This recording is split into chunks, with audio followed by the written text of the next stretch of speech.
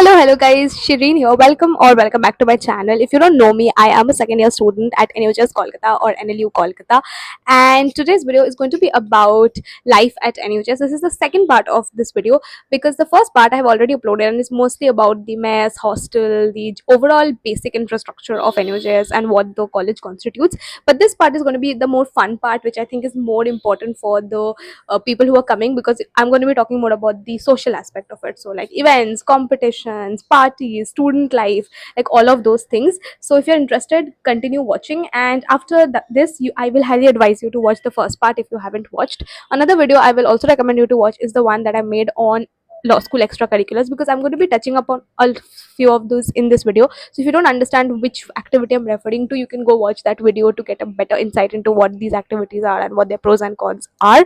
So yes, without any further ado, let's get started with the video. But before that, let me tell you about today's sponsor. So today's video is sponsored by PW Lawwala, and they have launched recently their CLAT Power Prep batch. So in this particular batch, you get CLAT and ALET full syllabus covered with over 280 plus hours of live lectures, 20 plus mock test series, as well as you get 24 into 7 doubt solving mechanism systems. And normally this batch retails for 9,999, but because of the Independence Day sale, this batch is currently retailing for 2978 rupees only. So it's super affordable, and with CLAT being literally like 100 days away, if you're self studying or if you're not happy with whichever current coaching you are, you can definitely purchase this. I would consider it to be more affordable, and you're getting a lot of offers. So honestly, if when I was preparing for CLAT, if I would have gotten such an offer, I would have totally taken it up, because coaching also has certain benefits which I couldn't avail when I was a student. And not only that, there's something even better for my viewers. If you are my viewer, then you can use my code SH500 for even additional discounts on top of whatever discounts you are getting. So definitely do not forget to check out PW Lawwala out to the main video. So now coming to the most important consideration that a lot of first years have when they come is there a ragging culture at college? And I want to be very honest and tell you that I cannot speak for everyone, right? I am sure there have been instances, and it happens in every college, where a junior was made to feel uncomfortable by a senior. But if you are asking me about the overall college culture, no, it is not acceptable, and most people frown upon it, and most people are very against it. So if you actually are uncomfortable, you can reach out to anybody, whether that's a senior, whether that's some authority. You can reach out, and these kind of things are taken very seriously. So it's not really like the overall college culture is very accepting of it. However, of course, incidences, if they happen, can be reported. Another thing that happens, basically it's called positive interactions, is when seniors will call upon you, they will make jokes with you, they will try to break the ice with you. Now again, instances do happen where, let's say, the lines are crossed. So in those instances, you can always say no and say, I don't want to be a part of this, and you can leave. So there is no compulsion for anybody to talk to seniors or interact with them. So it's really up to you, and you should always know your boundaries and say, it's like, okay, if I am not okay with a certain thing, you can always say a no to this and be like, no, just I don't want to be a part of this at all. So coming to, there are certain mechanisms that facilitate better junior senior interaction. So one of them is the buddy mentorship system. So what happens is that every first year who comes is assigned two mentors, typically from the fourth and the fifth years. So one mentor from a fourth year and one mentor from a fifth year. Now these mentors are people who are sort of uh, your point of contact, so you can reach out to them for any sort of help that you need. If you have any issues with anything, whether that's personal, whether that's professional, while you're settling in your first year, I still reach out to my mentors. Okay, like it's been over a year, but I still reach out to them for anything. And I remember, like, my mentors were super helpful even during like the internal season. You also have this thing called freshers ask out. So this is again something that is done to sort of break the ice between the immediate seniors and the incoming batch. So when you come, you actually ask out an individual from your immediate senior for the freshers. So this is supposed to be like a very platonic thing, so there is no like obligation, or this is not like a dual ask out. So basically you do something like a grand gesture. Like last year I bought chocolates and stuff for my ask out. This year I have not yet had my grand gesture, but it's coming, I have heard.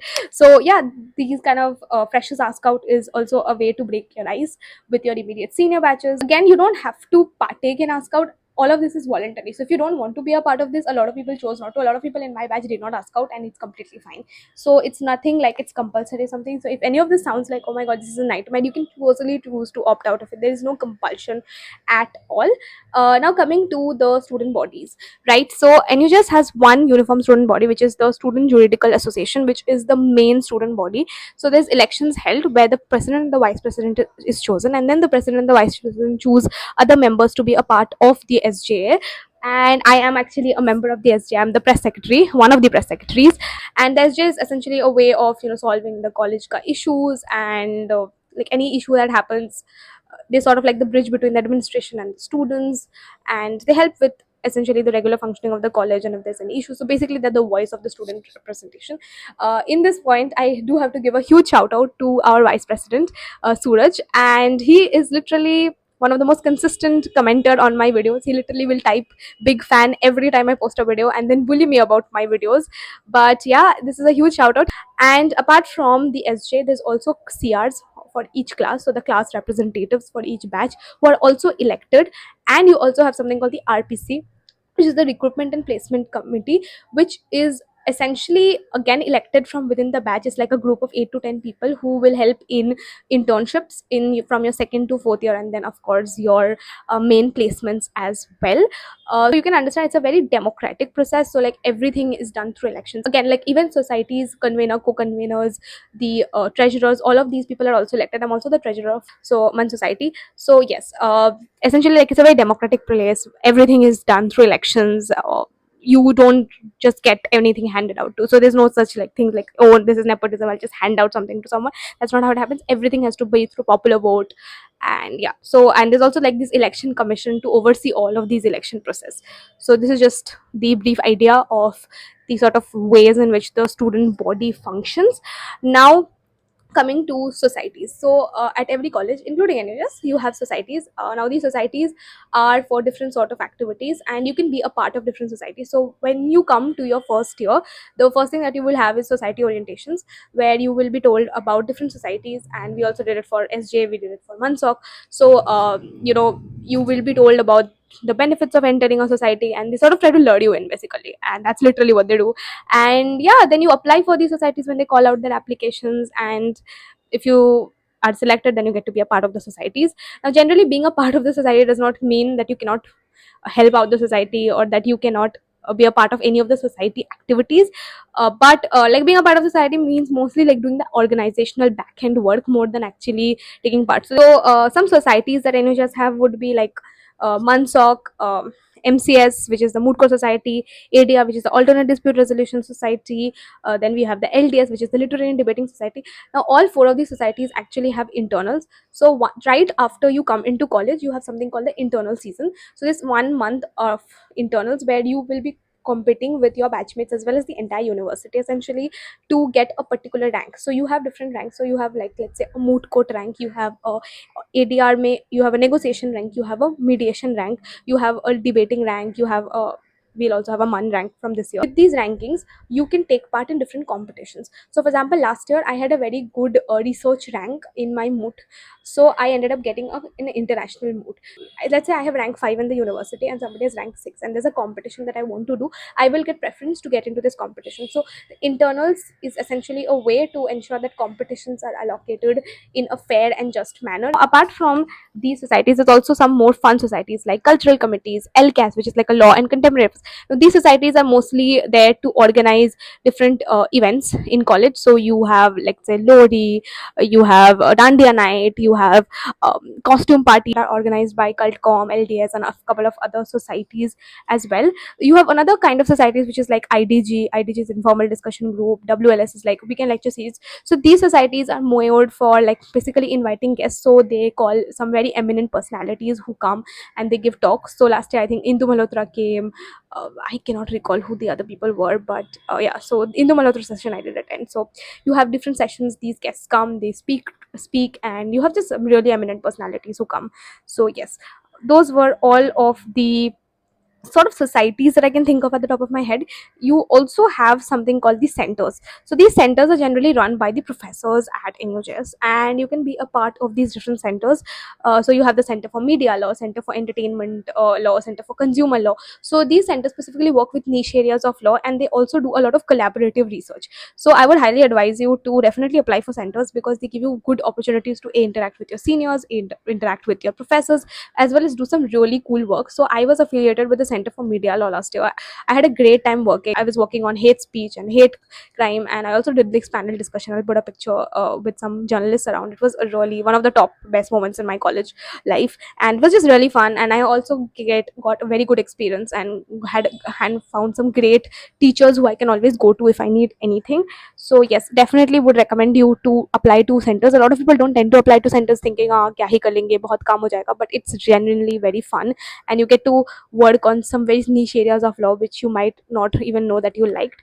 So yes, that is definitely something that you can do. Apart from that, NUHS also has journals. We have the NUHS Law Review and another journal, and they basically call out applications for editors, so you can apply as an editor. Now being an editor actually helps a lot, because you get to sort of understand how legal writing works and how you can do them, so it will help you with your own publishing journey if you want to go ahead with that. Part of the editorial board of journals, and it just is a couple of journals. I'll leave them on the screen somewhere. I forgot the names of most of them, but yeah, you can do that as well. Now coming to events, as I already told you, Cultcom, LDS, these are some societies which conduct events regularly, like parties essentially. Apart from these, you also have the freshers, which will happen, which your immediate senior throw for you.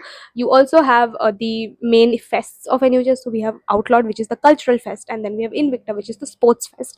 Now Outlawed and Invicta happen simultaneously, like within on the same days, and it's actually a very fun time. There's actually a vlog of my last day at Outlawed. You can check that video out. I will leave that in the description as well.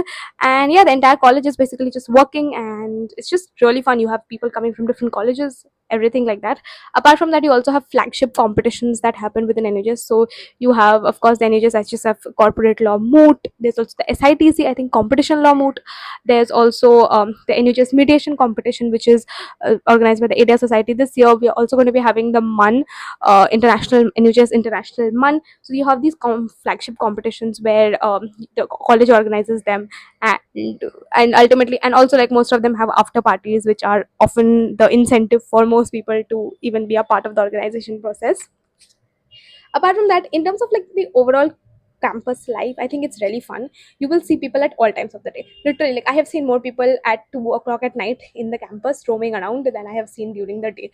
It's really fun. People don't sleep at all. You have literally Swiggy dadas like outside the side gate the entire night, because they're just like bringing food. Again, it's Kolkata. It's a very lively city. Really fun environment, to be very honest, and I absolutely love it.